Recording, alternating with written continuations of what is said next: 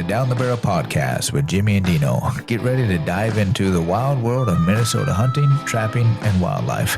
We'll be chatting with some folks who protect, manage, and promote the great outdoors. But don't worry, we'll also have some laughs as we chat about guns, whiskey, and anything else that catches our eye. So grab a drink, sit back, and get ready for a good time. Down the Barrel Podcast is brought to you by the Minnesota Deer Hunters Association and Wolf.Report. Wolf.Report, a platform dedicated to elevating the voices of Minnesota hunters, trappers, and outdoor enthusiasts. Join us in advocating for responsible wolf management in Minnesota. Share your reports, photos, and stories, and together we will ensure that they are seen by all. The Minnesota Deer Hunters Association, protecting the future of deer and deer hunting through habitat, education, advocacy, and legislation. The Minnesota Deer Hunters Association and Wolf.Report proudly sponsor this podcast. However, please note that the opinions, topics, and guests featured may not necessarily align with the views, beliefs, goals, or mission of our sponsors.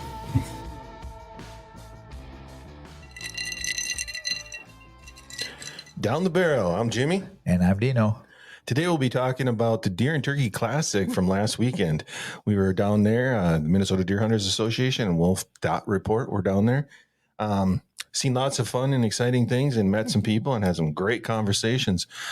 What did you see, Deano, that really interested you or you thought was cool? Oh, I saw a lot of things. Probably the coolest thing I saw, let me get my sheet out here, was the jacked gear. Yeah, that was gear. Really, I was actually on their website just the other day checking it out again. Yeah, I thought that stuff was pretty cool. It the bow sling, right, and it was paracord with magnetic clips. Yeah, that hooked to your bow. And then it had the paracord with the bow sling, and those are all American made, veteran made. I think you said there was like 15 veterans. Yeah, I think it was make all their gear. Was it out of Missouri? Boy, I can't remember. I don't want to misplace them, but it's jackedgear.com, I believe it was. JAKT. Yeah, JAKT, which I think is Norwegian for hunting, I thought he said. I believe so. Right. Well, and then they also had this new tree strap, especially for not only for tree saddle hunters. They're kind of the ones that mainly use the tree straps, but they had a lot of cool magnet stuff on there and just different attachments for it. I thought that was really neat. Because we've all dropped things from our stand. And they had the magnetic mounts, which makes it easy and quiet, but they all had tethers. Yeah. Paracord tethers to them. Right. So I thought that was pretty neat because, I mean, how many times have you dropped things out of the stand? More times than I can count. Right. Me too. So I wish they could figure out how to tether it to an arrow. Or the whole quiver. Yeah, the whole quiver. Actually, I've lost one of those ones. I haven't dropped a bow out of the stand yet, but I have dropped a quiver, arrows, gloves. Gloves are the main thing. Backpack, rangefinder, basically everything. Yeah, hat. At least you haven't fallen out of the stand. Shh. Have you? No. Me neither. Almost, but not. Yeah, almost, but not quite. Let's see what else was cool. Oh, the Steelhead Outdoor Boys. Those they're, I don't know, you call them modular safes. I'm trying to remember what they're. They kind of come in pieces, don't they? Yeah, those are pretty cool. I've been seeing those guys at sports shows the last few years. They're really neat. And so I picked up a gun case holder. So it's magnetized and it magnetized to the top of your gun safe. And it's got little hooks on it. Right. And then you can hang your gun cases I shove mine in a tote. So of course the really nice ones get a crease in them and these stop the cases from creasing. So right. And those magnets are stupid strong. Yeah. I couldn't even hardly get it off. Yeah. It took everything I had to get it released from that safe. So I was impressed by that. Yeah, those kind of the few things I saw until I look at this list. What'd you see you kind of liked? Well, obviously, I like the jack gear, and I enjoyed talking to Mark from the CWD U of M. Yeah, he had some new products, which I don't think are approved yet. So I don't know if I'm supposed to talk about them or not. But he was real interesting. Yeah, well, they're always there, and they have really good information and really cutting edge stuff that's coming out more and more, and some new testing things. Yeah, obviously trying to get past. So, that was interesting to me, and I'm looking forward to some of that. Yeah, that would be really cool. What about was that owl camo? There was some camo that looked like an ACO, I think it is, or ASIO or something like that. ACO, does that sound right? Yeah, that was neat. I've been looking at it since we were there. I've been looking at it, trying to figure out if it would fit me, but It's owl feather if it camo. would fit you. Well, I know they have the sizes, but basically I'm looking at it because of our Kansas hunt. I need something for warm weather. Yeah. I don't have that. And Sitka doesn't make light gear. I got made fun of a lot because of Sitka down there, so I might switch it up a bit. Nothing wrong with Sitka, but my Sitka gear is probably too warm. Yeah, I think you have the warm stuff. I have like the mid stuff, the lightweight Fanatic suit, which I do like, but I think it'd be way too warm, honestly, especially if it's 70 degrees. Well, the other thing I was thinking is, honestly, you could wear blue jeans and just as long as you had a camo jacket, because we're going to be laying down or sitting down most of the time. Right. I just don't want you guys to make fun of me. I'm not dressed cool like you guys. Well, I don't know what Jared has for camo. Yeah, I don't know. Does he have camo? Probably, 1980s. Hey, that'd be cool. That M81 camo, I actually do like that. I love the tree bark camo myself. Yeah. That's when I was in the early stages of bow hunting. That's all there was. And I remember I had this one jacket of that tree bark. I forget who makes it, but it was awesome. And I was so proud of that jacket. It's the only thing I had that was camo. So I used to bow hunt in jeans and that jacket. Yep. I thought it was pretty impressive. And another thing I did like about the show is we got to see that antique bow. Yeah. That one of the original MDHA members brought in, that old McPherson. Yeah, from 91. 91. Yeah. Never been out of the case barely. Yeah, that was pretty cool. This guy won it at a banquet, obviously. Back in 91, we had MDHA had a bow of the year or something similar to that, and had MDHA on the limbs, and then had the medallion. And yeah, he said it was McPherson. So what is the story behind that? Because obviously I'm not a... Well, McPherson was one of the early companies that kind of formed into Matthews. Okay. Matt McPherson. That he was he was part of that company, and I am not entirely sure who owns Matthews now or if Matt still does. But yeah, he kind of split off and started Matthews Bow. So that's kind of cool. And it had the really neat medallion and it had the case, the original case. Yeah. And we took it out, and I don't think that thing had seen light in probably 20 years. Yeah, he said that he won it and just put it up in his closet. Yeah. Yep. It's been there ever since. Yeah, so that'd be pretty neat. That was cool. I did like seeing that. Yeah, I think you guys might raffle it off if Jared wants to give it up.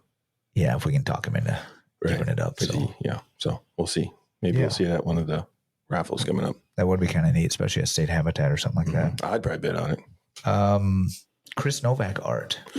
That was impressive stuff. Yeah, that really was. So it was kind of hard to explain, I guess. So the easiest way is it was like antique wood. Yeah, antique wood made into a big wooden box. Display boxes. Display box, yeah. Probably 5 feet long by 3 feet tall. Easy. And then a few different boxes had different stuff in it. The one we really liked had like an antique gun in it, almost like a Sharps, trapdoor or even a rolling block. Right. And then it had some antlers on it. Yep, some antlers. Some whiskey bottles. Yeah, it did. Yep. And then it had lights, like antique looking lights that were on probably had LED lights in them, but they look pretty cool. Yeah. So Chris Novak art, I believe he has an Instagram page. Check it out. The guy, we didn't get a chance to talk to him, but we didn't. His stuff was cool, and I'd love to have something like that on my wall. Yeah, no, that was pretty I think he's a Minnesota guy. I think he's out of Prior Lake. Yeah. I'm pretty sure I looked that up. We should. So he might actually hear this. That'd be cool. Hey, Chris, feel free to send us some free stuff. Right. Send us that big sweet backdrop. Yeah, that'd be cool. Background picture. Anything. Of course, Outdoor News, obviously, we talk to those guys off and on quite a bit. Yeah, they put on the show. I mean, they did a great job. That's a big show. Yeah, Eric Meyer, he does a really good job putting that on and make sure everybody's got what they need. And he's running around all day long. So that's pretty cool.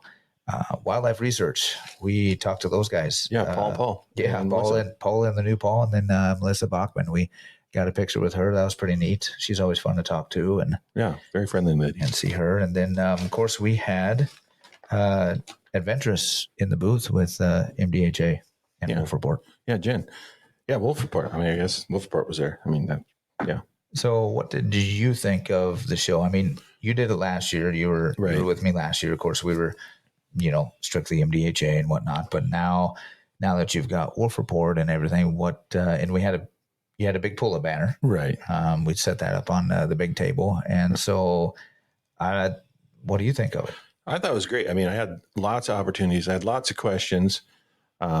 First, what is Wolf.Report? A lot of people aren't familiar with it yet. And every time I discussed it with somebody, they were very interested and said they were going to post up because they've been seeing them too. I mean, I think that was the overall through the whole show.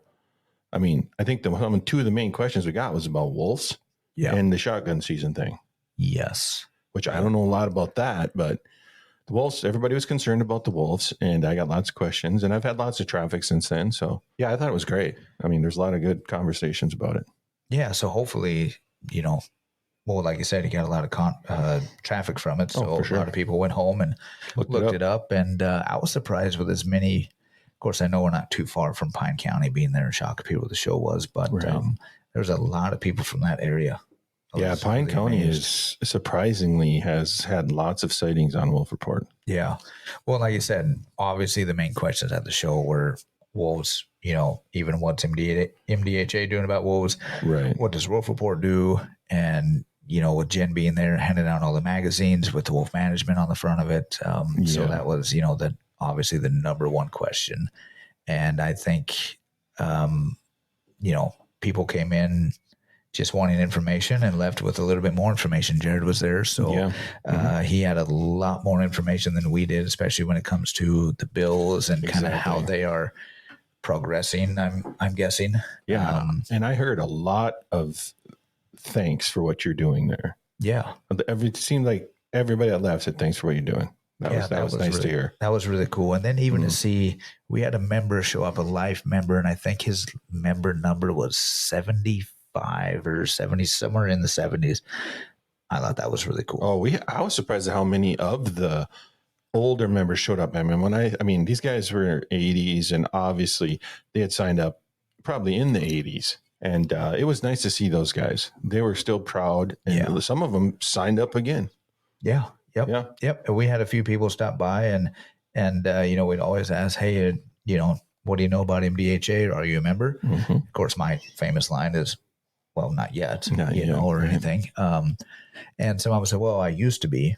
It's like, well, you should again. Right. So we talked to him a little bit, not necessarily persuade him, but we just talked to him about the facts and what good things we're doing now. And they go, yeah, I'll join again. Well, I think it was probably, was it one of your better shows? I mean, you've been there for a while now. It was. Since I've been here, Game Fair 2 years ago, I believe, for the whole show. Now this is 6 days, 2 different weekends. We had 35 memberships sign up.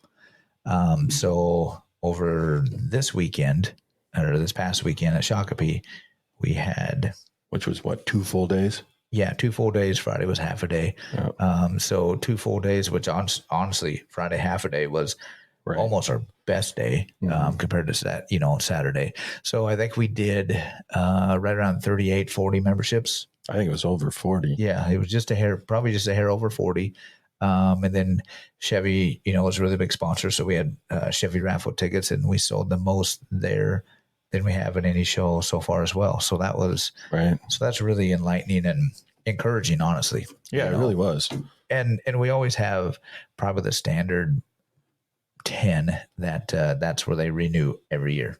Right. We had the same at Duluth. We have the same at every sports show. You got a standard 5 to 10 that say, well, I renew at this show or at this event every year.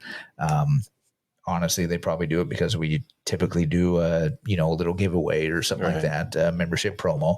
But that's always good to see too. Mm-hmm. Yeah, it was a good time. It was a long weekend. I mean, there was a lot of time on the floor, but it was a good time.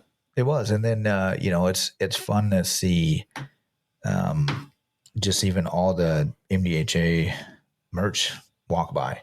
Right. We've got, the hats, shirts, obviously all the clothing. And then or if they represent their chapter, maybe not represent even all of MDHA as a whole, but their chapter. It was pretty cool to see that. I know the Minnesota River Valley, they're right there in Shakopee. So there's quite a few of their members. Rum River boys showed up too, didn't they? Rum River, they were there. And then we saw a couple of 4-corn kids with 4-corn caps. So that was pretty neat. And 4-H, the Minnesota 4-H National Shooting Sports, a few of those kids. So I had just talked to Dan Porter today from there, and MDHA sponsors the Minnesota team to go to nationals every year. So we were getting clothing together for them. We sponsor their shirts. So that's pretty cool. Mm-hmm. So we're working on that currently. That was a good time for sure. Yeah, it was. And, and MDHA sponsors the Kids Zone. That was always fun to go up and see. They put the Wall of Shame in there. So that's always kind of neat to look at. It seems smaller this year, the Wall of Shame. They are trying to, I talked to one of the guys there. They are trying to make it a little bit more smaller, easier for even certain events. I suppose, carrying all those heads in the walls, that's a lot to load, especially they were on the third floor, I think. Yeah. Yep. Well, then that way they can get away with some smaller trailers and stuff. So that way anybody can pull it and use it at the venue. And then let's see, who else was in the Kids Zone? A1 Archery. A1 Archery. Yep. Mm-hmm. Yep. That was pretty neat. Yep. Was it Shields? Was Shields in there? No. I don't think Shields was in there. Somebody selling a bunch of gear in there. Yeah. And then the Falcon. Yeah, the Minnesota Falconry or whatever. Yeah, that's always neat to see. Mm-hmm. I looked at that down at Game Fair because they had the trout pond in there. Yeah, the trout pond. Kids always love the trout pond. I think this is the first year I haven't done the trout pond. Right. But yeah, so that's always pretty neat. That sponsor that Kid Zone and everybody who goes in there. So that always seems pretty packed every time we walk around in there. I'm trying to think, who else did we see at the show? There was endless things. And what I loved about it's all hunting related. There was a few veteran stuff, which is great. Yeah. But it was all hunting. You didn't have a bunch of the, no offense, there were insurance agents out there. There wasn't a bunch of insurance agents and stuff like that. Window salesmen, no offense, guys, but it was a hunting show. Yeah. We had, Whitetails Properties. They have an awesome booth. Yeah, they go all out for sure. That was pretty cool. I swear to God, they had 30 people there. Yeah, there's a lot of real estate companies out there, which is really nice, for hunting property, and everything. Yeah, and then of course all the guides and even fishing guides. We're always right across from the crew from Alaska. The riverboat guys. Yeah, those are pretty cool. They're pretty nice guys to hang out with and everything. And then we're just right beside Chevy as well. Right. So it's always good to converse with them and whatnot. So. For sure. Those are some nice trucks there this year too. That Duramax was beautiful. That Duramax is really nice. Right. I like that color. I don't know what did I call that color? Steel gray? I don't know what it was, but it was a beautiful truck. Yeah. It's not as cool as my Cummins, but it's nice. Or the Power Stroke. Yeah, for sure. So no, it was a good show. Like I said, it was a long couple of days, but we had a good time. Yeah, really good feedback, a lot of information. It was. I think it was great. I really enjoy the Deer Turkey Classic every year. Yeah, it was really fun. So, the Minnesota Deer Hunters Association has been building our hunting and conservation legacy over the past 40 plus years through habitat, education, advocacy, and legislation in Minnesota for Minnesota. So we've got a few events coming up. We've got the Itasca Predator meeting on, what is that, March 23rd? Yeah, that's at, where's that one at? That's at Itasca Community College Auditorium, or what are they called now? North College Itasca? Well, I don't know what they call it. Yeah, Northern College. ICC. Is that ICC? There we go. Everybody knows ICC. Right. It's in the auditorium. They got a couple speakers, at least two, maybe more. Yeah, I want to say it was going to be Dan Stark from the DNR and Jared from MDHA, right? MDHA, yeah. Mm-hmm. And they were working on a few others that, so Itasca chapter's putting this on. Right. So that'll be pretty neat. Should be pretty informative, I'm hoping. Well, it's always going to be interesting. It's probably worth time. I don't know what time it is. I guess if I had to guess, I'd say 6 or 7, but yeah, I'm not sure. Hopefully they'll guess. Don't hold us to that. Yeah, hopefully there'll be some more details out in email or on the even MDHA calendar or something. Right. Or we can post it on Facebook if Josh gets us that information. Yeah, we can do that. Yeah, that Josh, get us that information. Right. So that way we can post it. Right. And then the week after that, that next week, the big one, Day on the Hill. Down at the Capitol. Yep. March 27th. So 2 weeks from today. Right. Are you going? Oh, yeah, I'm going. Yeah. You're going to be there too, right? Yeah, we're both going to go. Yeah. So come say hi to us. Make fun of us, whatever. Right. Buy us some beer, evidently, somewhere down there. I don't know. They must sell beer down there. You can't have beer down there. You can't have beer at the Capitol? No. Hate that place. Just kidding. Come on down to the Capitol. Yeah, come on down to the Capitol. And we're going to meet with our local representatives, which would be kind of cool. Right. So we hopefully they listen to us. Right. Well, then we'll learn a little bit about how the legislative process works on this end, and or just ask them, hey, where are we at with some of the bills that we want to see? Yeah, that should be pretty interesting. Actually, I'm It should be. looking forward to that one. Yeah, because I believe the one we're going to talk to, or our representative would be Icorn. That That should be pretty interesting. Yeah. So March 27th, day on the hill. Right. Come on down. We'll be there. Come say hi. Right. MDHA at the Capitol, St. Paul. And then we're going to be in Grand Rapids, what day? 23rd? 23rd. With Itasca chapter. Predator meeting. Okay, Deano, let's talk about the deer numbers from this past year. I think they just released them not too long ago, right? Yeah, we should talk about it because I know in our first episode we did discuss that we would talk about them. Right, and numbers scare me, but let's get into it. So overall, dude, have you seen this printout? It's like 54 pages. Yeah, I never read that much in high school. I had to get a whole new ream of paper just to print it. That's a lot. So let's just keep it simple. Yeah, we're gonna. Was it down or up? The harvest was down from last year. It has been on the decline since 2020. It looks like. Right. Now, what about the licensed sales numbers? Ooh. Are those the same? You're asking me a lot of questions, but you have all my sheets. Yeah, well. Oh, wait. No, I do. No, you do. So 2023, you've got 22, right? I got 22. All right. So I've got 23. So licensed sales. This is total hunters. Well, total hunters would be the sales, right? Because you can't hunt without a license. That is true. Good call. For most of the state. Yeah. All right. So total hunters overall, this includes archery, rifle, muzzleloader. In 2023, 446, 213. Right. In 2022, it was 456, 008. So that is a decline. About 10,000. Right. So 10,000 less people. Yep. Okay. License. So let's go total harvest overall. Archery guns. Okay. I had, so 2023, we had 158, 678. Right? Total harvest. Yeah. Yeah. I got 172, 265. All right. So again, down 10, 12,000. Yeah. Which, roughly. I mean, if you look at the amount of hunters, that kind of makes sense. So right. They sold less license. The harvest numbers would go down. Yeah. Success rate, 32%. Overall? Yep. Overall. 32%. Really? So it stayed the same. So it stayed the same success rate. Which makes sense if you're smart like me. Yeah. I mean, because honestly, the numbers are about the same. I mean, we're down 10,000 licenses and we're down about 12,000 harvests. Right. Which roughly. So it's about, would be about 32%. That makes sense. What does it kind of look like is there anything that jumps out at you that's totally different? I mean, well, it looks like we have a few more archery hunters this past year, which really, yeah, because archery hunters, I got 101,000. Looks like you have 107, maybe almost 108. Yeah, so we gained some archery this year. Right. That's what I wanted to look at was the crossbow versus. Right. So do you think vertical. That was crossbow hunters or just more people getting into the sport overall? I think it's more people. My opinion is more people getting overall. Yeah. I mean, there might have been, I didn't see crossbow sales just skyrocket. Honestly, right. I was surprised because I didn't really start selling crossbows till honestly after season.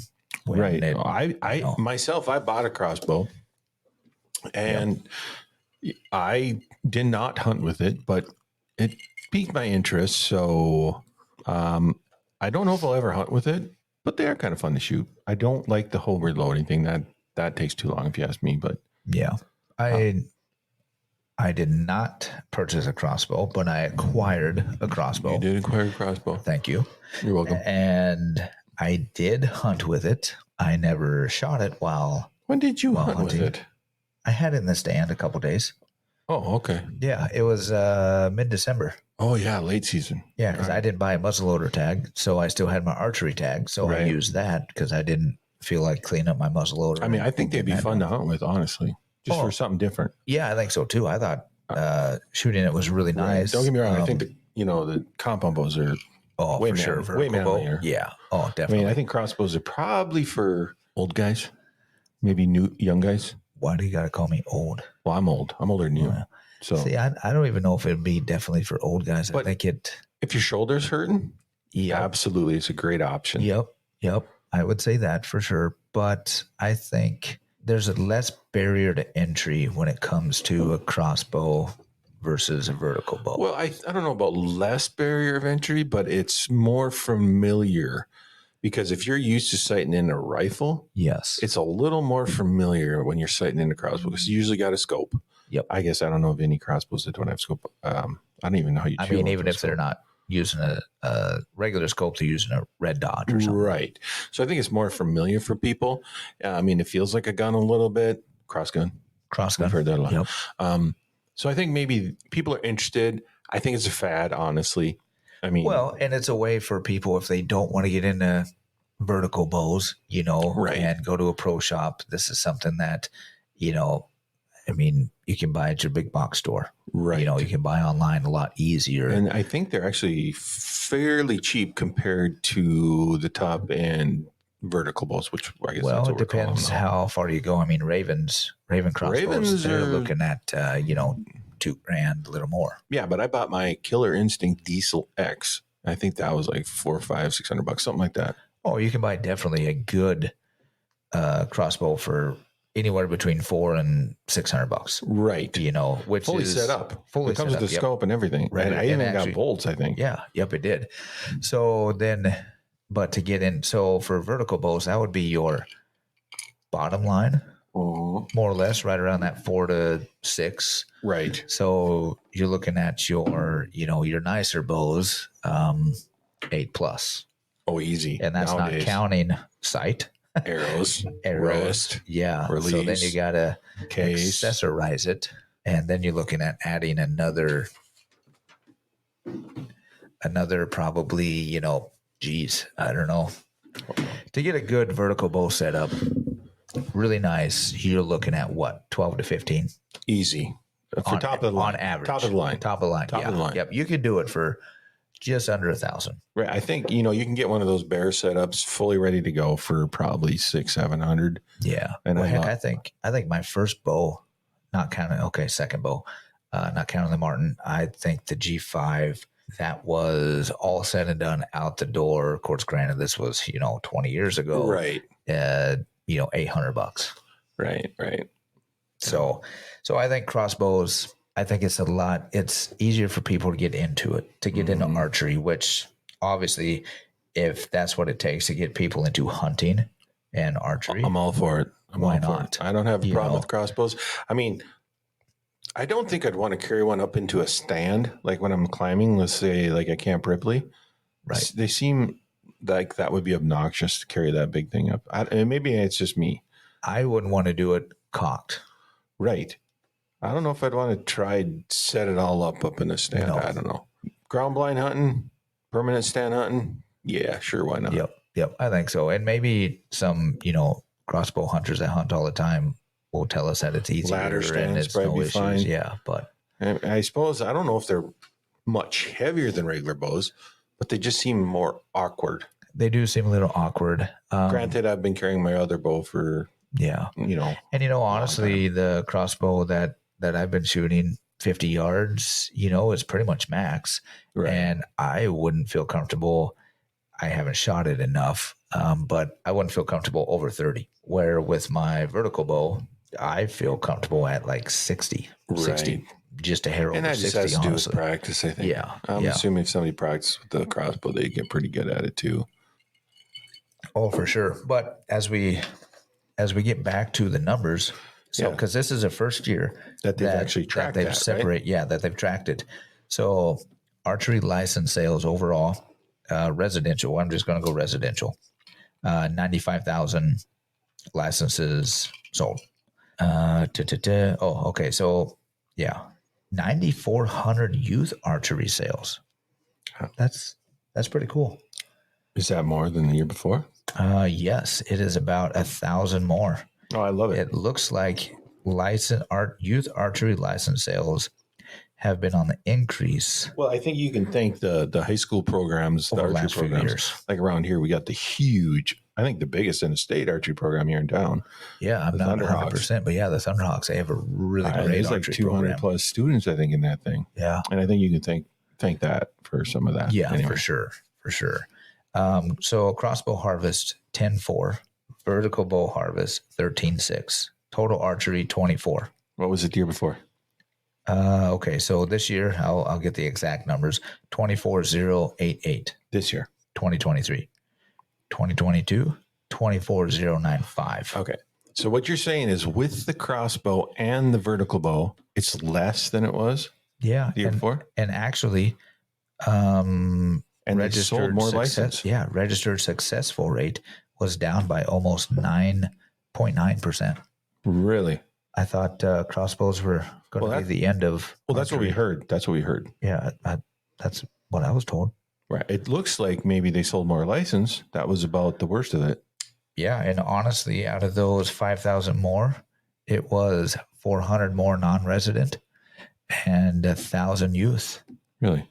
Yeah, Yeah. Interesting numbers for sure. it really is. But this is the first year they've tracked crossbow. Obviously, why else would they? But it is. Yeah, so it'll be. I'm glad that they're tracking it, though. Yeah, I mean, maybe next year we'll see a lot of different numbers.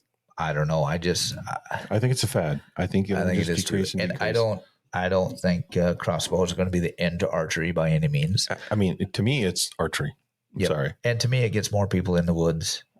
Which and that's is what we good. want, right? Yeah, because we want to break that decline of people getting in hunting.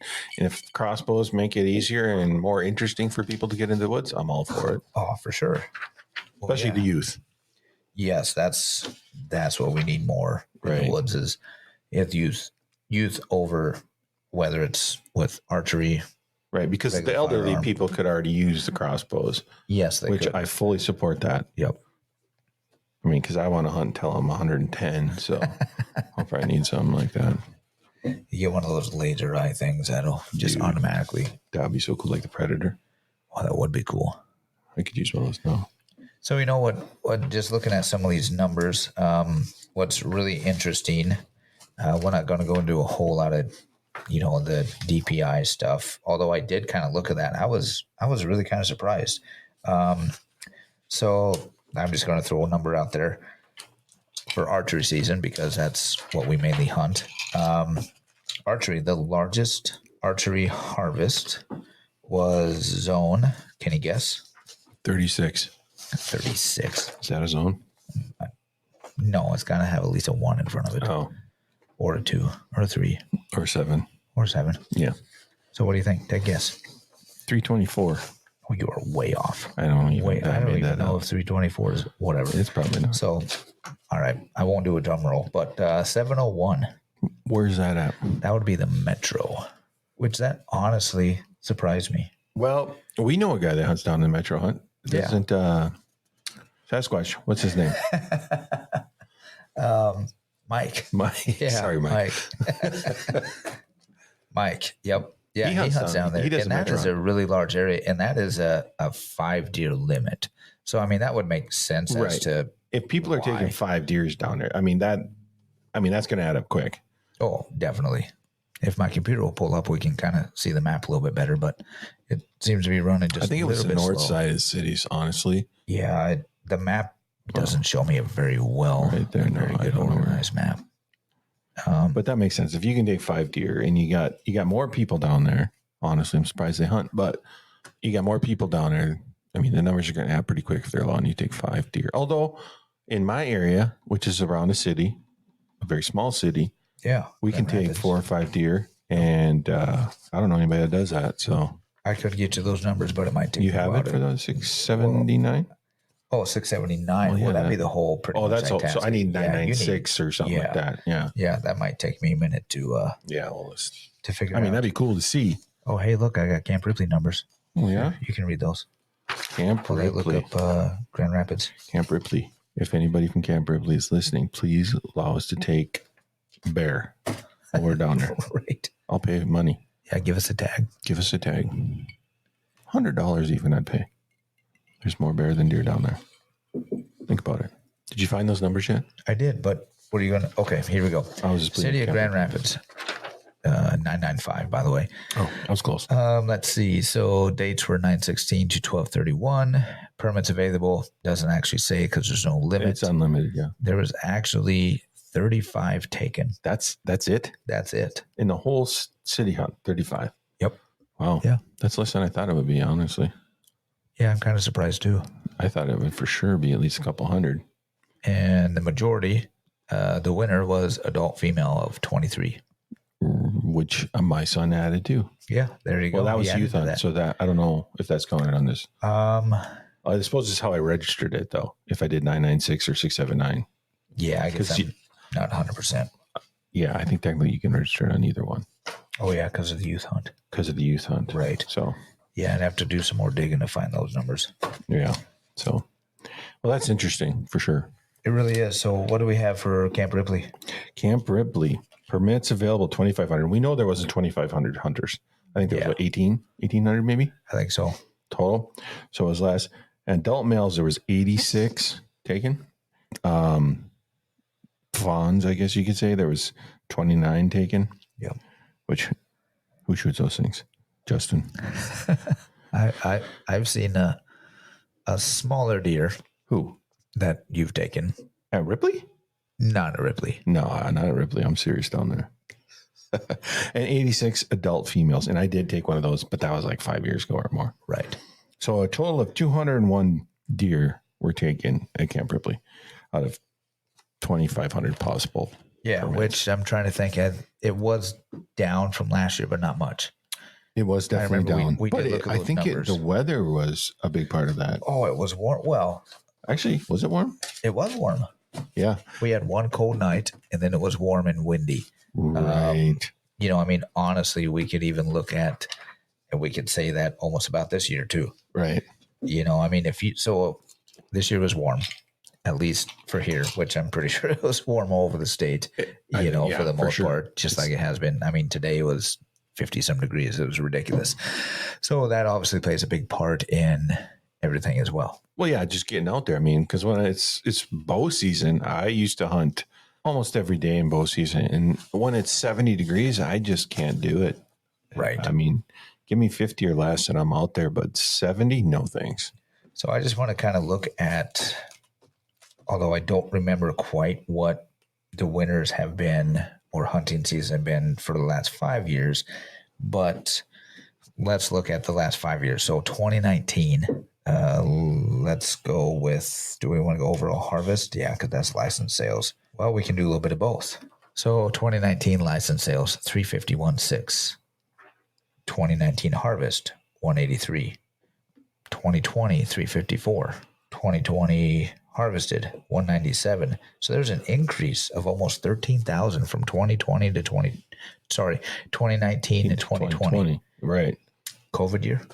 Was it a COVID year? It was a COVID year. I suppose more people trying to get in the woods. Yeah, because 2019, so 2020 would have been COVID hunting, we could call it. Right. More people getting in the woods. License sales weren't up much. License sales were actually only up about 3,000. And maybe it's because people had less things to do because of COVID, so they spent more time in the woods. Oh, that could have been. Mm-hmm. Yeah, if you were shut down or anything. Right. Yep. You can do things. That's a good call. Okay. So let's see. 2021 license sales, 349. So there we dropped probably a good 5,000. And wow. Registered harvest, 184. So we dropped 12,000. Right. So less. Yeah. What, I mean, you expect a drop with less license sale, but it's over twice. Yep. And then in 22 license sales, we dropped again to 342. So another 6,000. Right. And harvest numbers, 172. So we dropped another 12,000. Yeah. In harvest numbers. Which, I think goes back to less, you're selling less license because, success rate is down. Yeah, success rate. So yep, people are frustrated. But not down by a ton. Not down, but I think it's a trend. Yep. And I think it's multiple reasons. Yes. Youth is one of them, which I wish they'd give us that data. Ages of these people buying the ages would be great. Yeah. Because then we could see which age range. Obviously, we know towards the top of the age range, they're dropping off. but I would love to see age range. Yeah. Yep. And then let's go 22 to 23. So 23 license sales were 331. So then we're down another roughly 10, 11,000. Right. Harvest number, that actually correlates. So the harvest number is pretty close. So we're down another 13,000 off of that. Right. So that makes sense. But then also another good, or not good thing, but another correlation you can make is the winter severity index. Right. We had a harsh winter in 2022. Yeah. Tons of snow.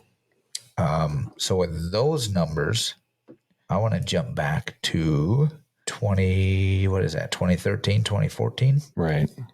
There it is.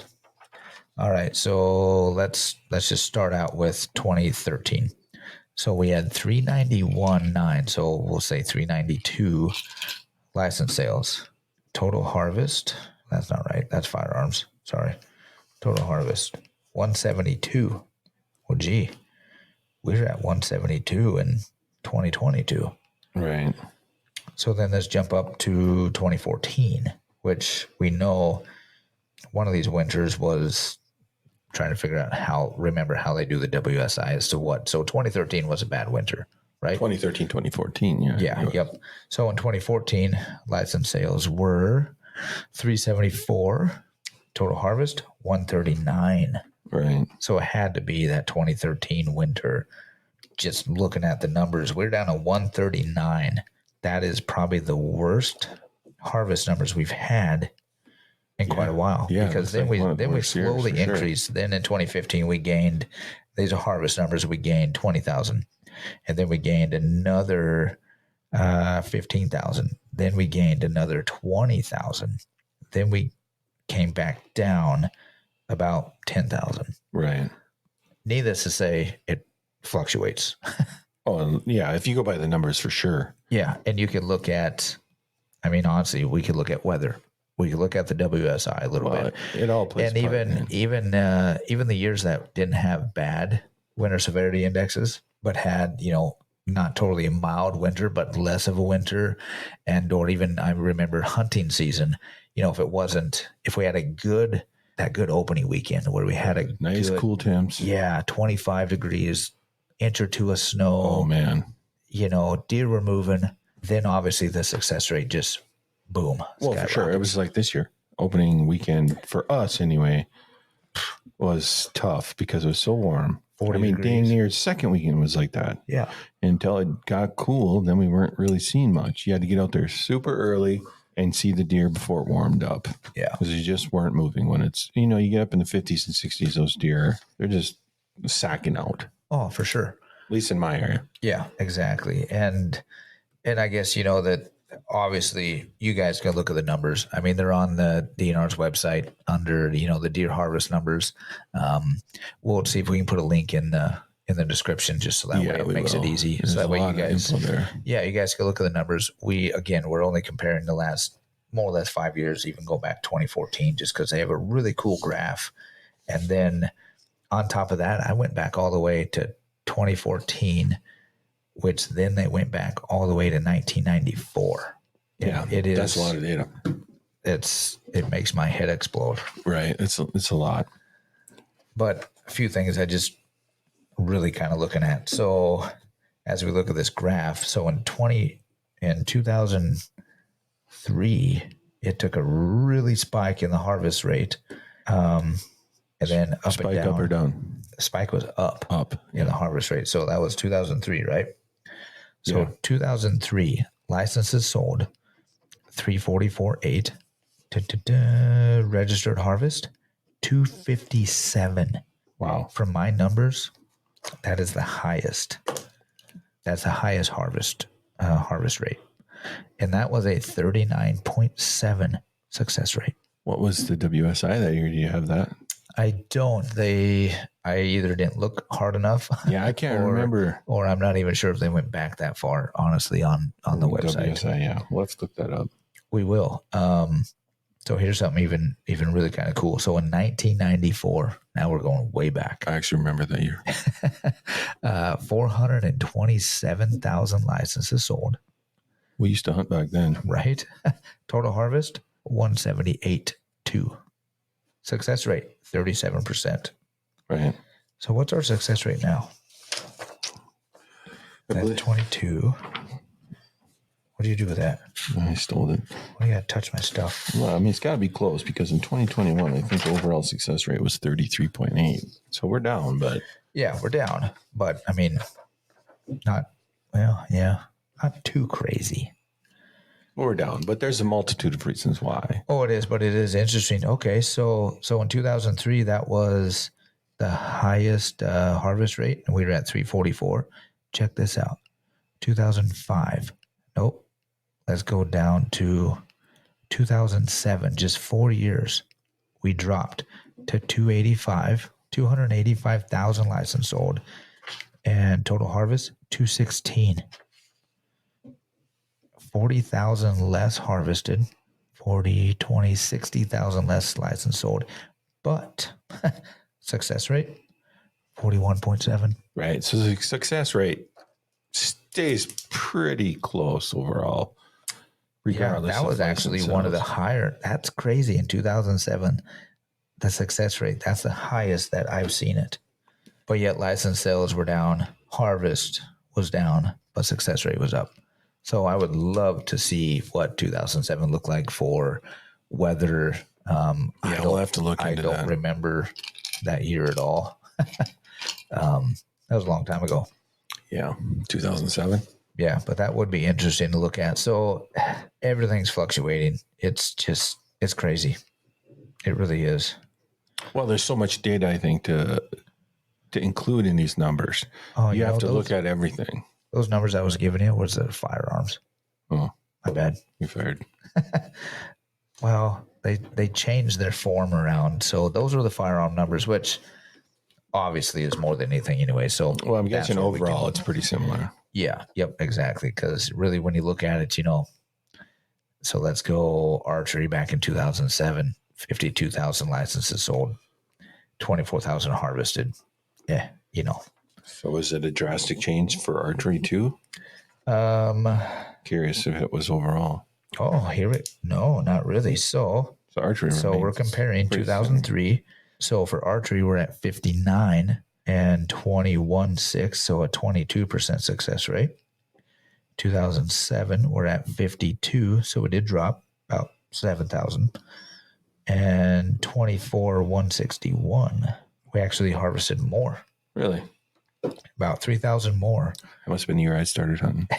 And the success rate was 24.3. Actually, I think that was the year I started hunting up here. I'll be honest with you. That's the year you got your big buck. It is in 2007. That's the year I got my buck too. Yep. So I was right. Definitely. That's the year we started hunting. Yep, that was the year we started. So that's why. Yeah, the deer makes perfect sense. The harvest numbers have not been the same since then. The sad part is they dropped a lot. Success rate. Of course, that's kind of like our success rate too, but pretty close. Probably better. Yeah. So it would be interesting to look at some of those, WSI reports or anything. Right. But I put it into something that makes sense. Keep an eye on Wolf.Report. We'll put together something. I don't know what yet, but we're going to make it make more sense. There's a lot of numbers to look at. Something interesting to look at, speaking of Wolf.Report, would be great to look at that 2012 to 2014 deer harvest numbers and the wolf season. Yeah, I think we're going to put together something. I don't know what yet, but we're going to make that data make sense. We're going to, so you can look at it and see it. Yeah, because we were looking at the DNR's website earlier, and we scrolled down to the management section and the wolf section of that, and they've got some good data there for sure. But it's just trying to truly.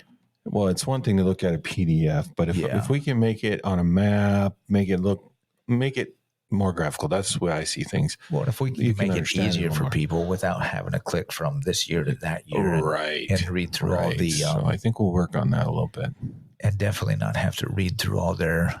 Because DNR has lots of data out there, no doubt about it. It's great data, but they don't make it easy to see. Yeah, so it looks like 2012 wolf season, 2013 wolf season, 2014 wolf season. Yeah, and I think we looked and they have locations of where the wolves were taken and everything. Nailed it down all the way. Yeah, for sure. For the 12 and 13 season, 14 season, I don't I know got a what little lazy there. on that season. I think. don't know must have what heard happened there. Some other meathead. And then trying to, they've got all these wolf population surveys. Well, we can put that in there. That's too. a lot of numbers. But yeah, we can definitely, maybe we'll put a link to that just for Well, people for to take a now, look. yeah. Yeah. And then we're going to make it, we're going to put something on the Wolf. I think it's be great for Wolf.Report to look at. Yeah. Oh, definitely going to do it. Make it easier for people, get some more clicks. Well, I mean, not everybody is smart as some of these DNR, master's degree kind of people. They want to see it on a map like me. And most definitely, because I can't read. Draw and color how trend. they're I doing. get it. I Yeah, can understand exactly. it. And that's what I'm going to do. Yeah, make it easy. Sure. Absolutely. There's three years of good data there, and I think we need to look at it. Yes, exactly. So, I mean, we kind of went over some numbers, on the deer harvest. Granted, these are just General numbers. our opinions, Right. take it for a grain of salt. Do your own research, check it out yourself. Right. But I was actually kind of surprised, from listening to everything in the news and or social media. It was like doom and gloom. There's no hunters, there's no deer, there's no this, there's no that. I mean, granted, in certain areas, yes, Absolutely. which we didn't dive into. Yeah, we didn't get down into certain areas. Yeah, that would take a lot more research and data. Right. But just overall, the numbers aren't bad. No, I mean, I think the biggest thing that surprised me was the crossbow archery numbers. Yes. It really didn't change anything. No. Nothing. I think they sold more license. So maybe there was more people in the woods. I don't know. But the success rate and the harvest rate was no different. No. So. Nope. It was actually less by just a hair. Right.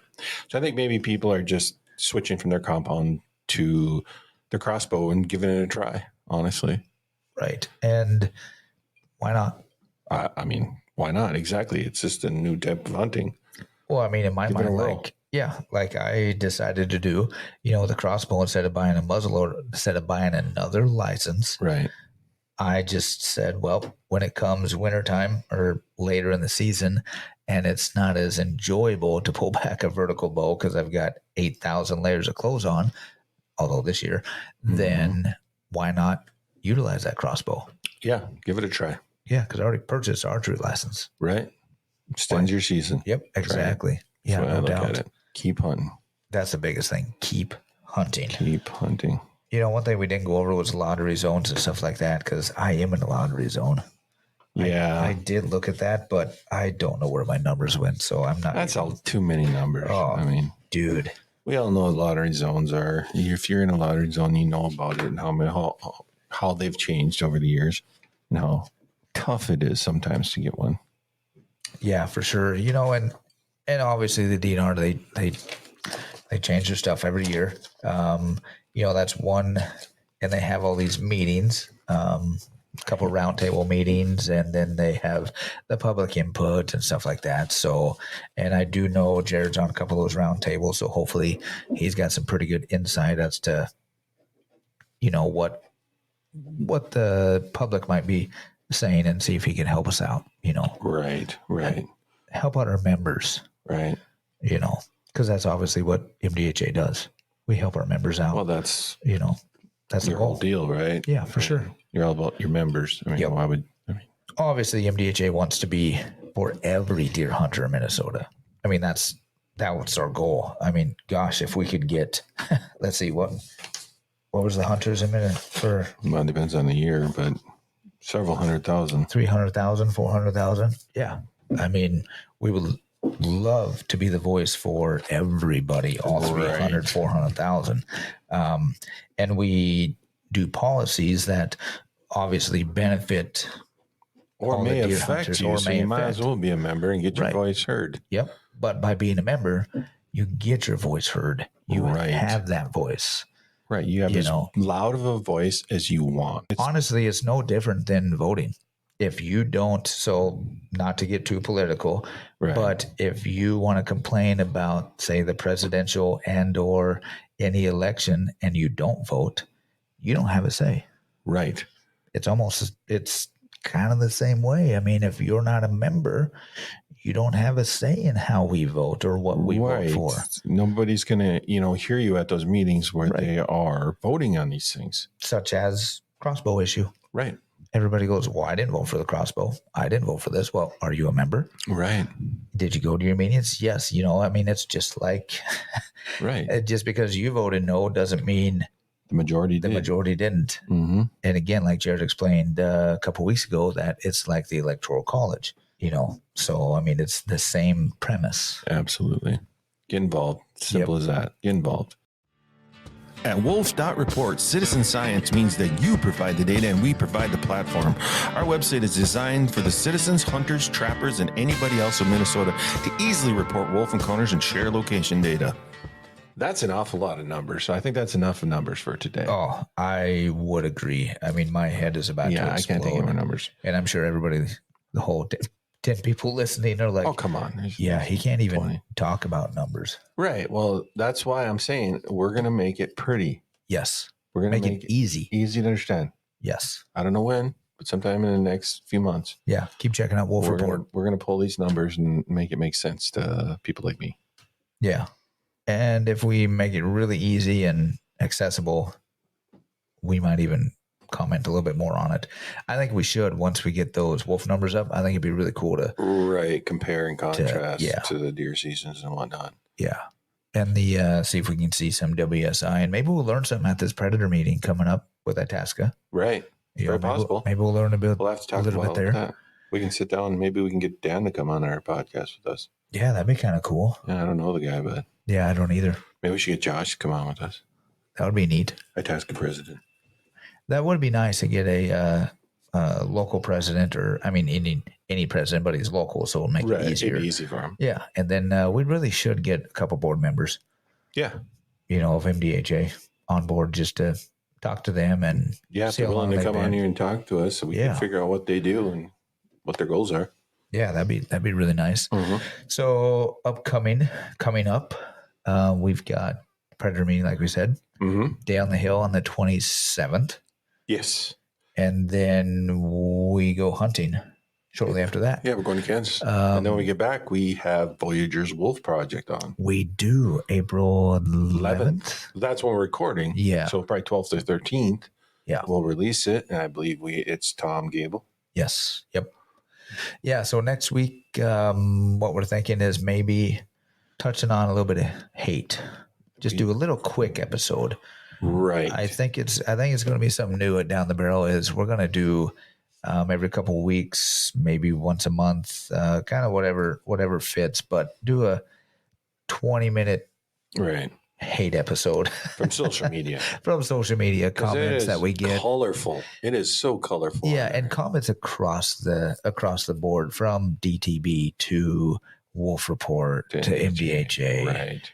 I mean, we even get, I can't say we, MDHA even gets hate on channels that aren't even MDHA related.